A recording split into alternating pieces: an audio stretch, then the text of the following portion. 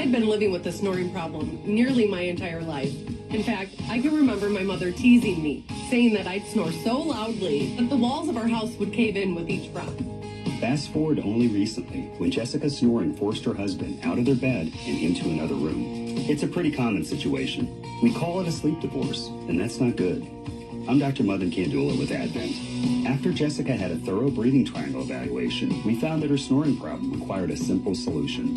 In-office balloon sinuplasty. It's a 20-minute procedure, and it works. You won't find it offered by Big Box Healthcare, but you will find it at Advent, where we offer every effective snoring and sleep apnea solution available.